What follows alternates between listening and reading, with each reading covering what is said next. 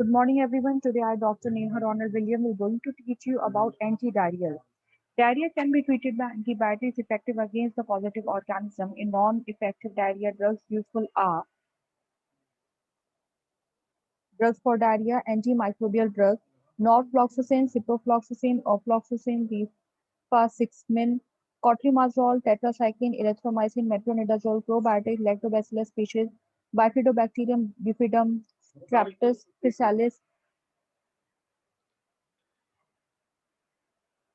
Streptococcus physalis, Enterococcus species, Bacillus cloacei, Saccharomyces boulardii, drugs for inflammatory bowel disease, that is 5-amino salicylic compound, sulfasalazine, mesalazine, basalazide, ostralazine, glucocorticoids, prednisolone, hydrocortisone, immunosuppressant, azathioprine, methotrexate, cyclosporine, TNF inhibitor, infliximab. Non-specific antidiarrheal drug, absorbent isabella methylcellulose, anti-secretory drug, rachicardotril, bismuth subsalicylate, anticholinergics, octreotide, anti-motility drug, codeine, diphenhexylamide, loperamide. Treatment of diarrhea. Hydration must be maintained in all cases of diarrhea to prevent fluid depletion and shock, mostly accompanied by the institution of oral rehydration solution. Contains sodium and potassium chloride, trisodium citrate, and glucose. Glucose helps absorption of sodium because glucose precipitated sodium reabsorption remains intact even in severe diarrhea. Trisodium citrate is added to prevent acidosis. Composition of ORS use sodium chloride 2.6 gram, KCl 1.5 gram, trisodium citrate 2.9 gram, glucose 13.5 gram, water 1 liter, sodium ion 75 millimolar per liter, potassium ion 20 millimolar per liter, chloride ion 65 millimolar per liter, citrate 10 millimolar per liter, glucose 25 millimolar per liter, total osmolarity 245 osmol per liter, that is number of osmoles of solute per liter of solution. Drug therapy, antimicrobial in diarrhea.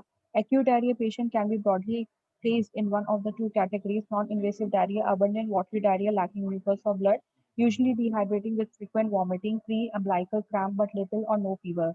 These symptoms indicate small intestine to be the source of diarrhea, which is generally caused by adhesive but not in non-invasive enterotoxic.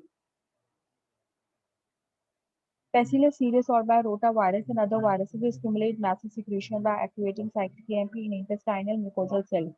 Invasive diarrhea, slightly loose, smaller volume stools, frequently with mucus and blood, abdominal cramp, urgency, mild dehydration, usually attended with fever but not vomiting. These symptoms are indicative of chronic involvement, mucosal invasion, generally caused by enteroinvasive organisms like Salmonella and enteropathogenic E. coli. Antimicrobials are needed in most of these. Antimicrobials are of no value in diarrhea due to non-infective cases such as irritable bowel syndrome, colic disease, pancreatic enzyme deficiency. Antimicrobial are useful in severe disease. Salmonella food poisoning is generally by a self-limiting disease not requiring antimicrobial. Ciprofloxacin or azithromycin or IV ceftriaxone may be employed when needed. Traveler's diarrhea, mostly due to ETEC, Campylobacter or virus. Ciprofloxacin, norfloxacin, doxycycline or cotrimazole reduce the duration of diarrhea and total fluid needed only in severe cases. Rifiximab, it is minimally absorbed oral ref, rifamycin active against E. coli.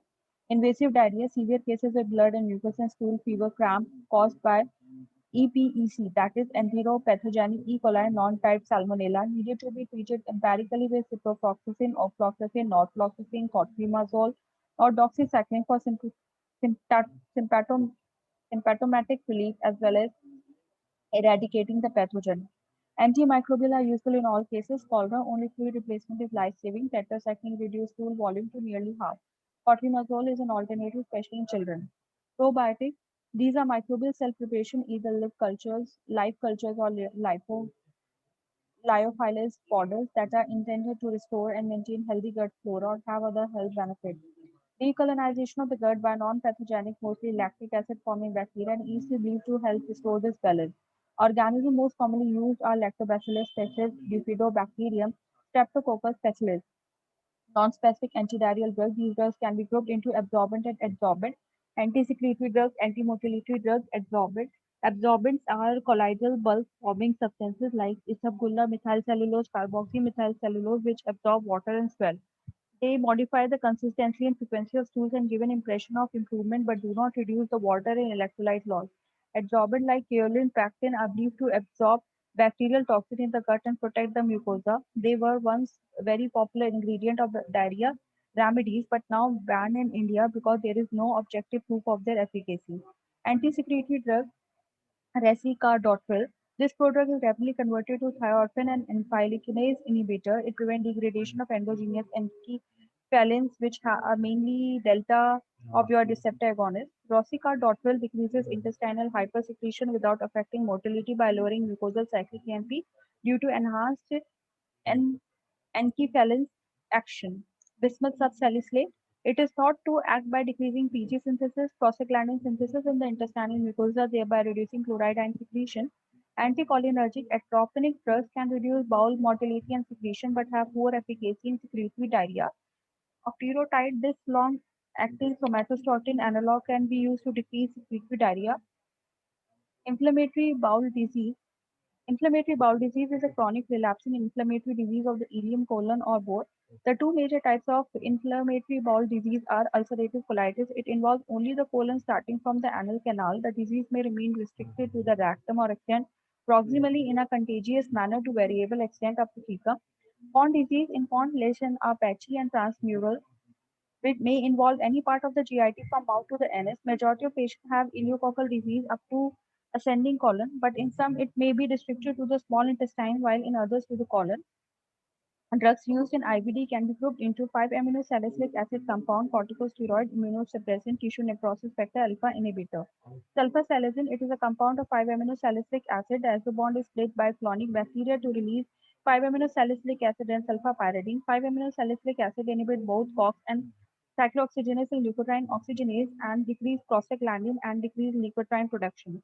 Inhibition of cytokine platelet activating factor, tissue necrosis factor alpha, and nuclear transcription factor NKF alpha beta generation seems to be more important.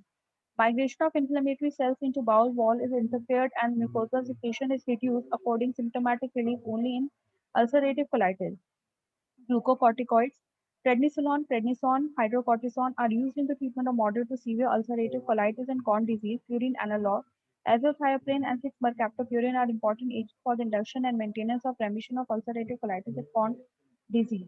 Methotrexate, it is used for the induction and maintenance of remission of Crohn's disease but not ulcerative colitis. Anti-tissue necrosis factor alpha therapy, infliximab, adalimumab, and tolizumab are useful in Crohn's disease. Efficacy in ulcerative colitis is doubtful.